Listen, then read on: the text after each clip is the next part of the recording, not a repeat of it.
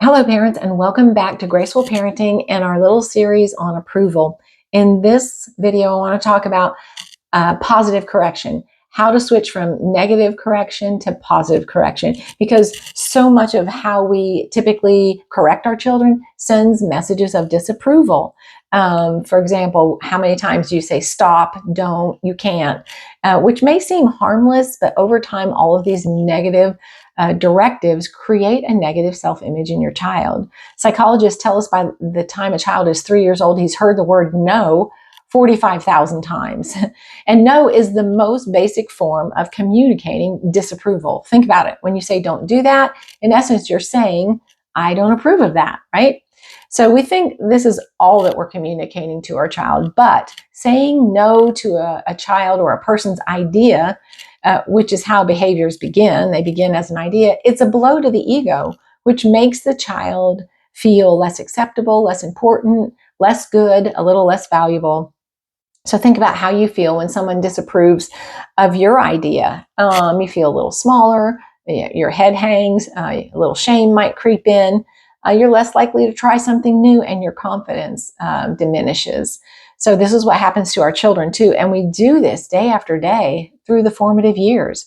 And the result is our child's self-esteem takes a hit. And then the child greatly underestimates their potential, and they learn to live far below what God has planned for them. And I believe this is why most adults never pursue their dreams. It's that faint, persistent echo from their childhood saying, no, you can't do it. So we just don't even try. And this is why I call approval the rocket fuel of parenting. It's what moves your child forward. It's what moves anyone forward with confidence, knowing that your value and worth isn't tied to success or failure, but it's tied to who you are at the core, which never changes.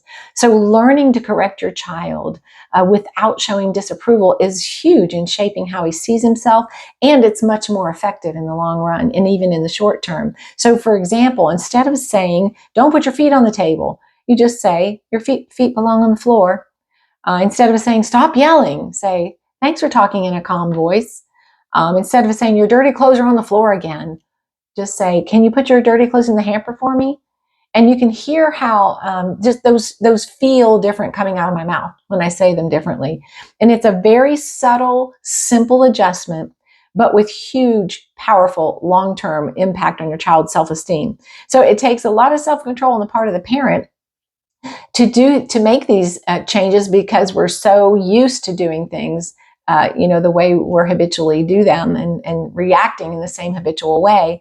But once again, we as parents are the ones that need training so much more than our children. So in the next video, we'll talk about working from approval versus for approval, and the dangers of not receiving approval from your parents. So until then, take care. See you next time.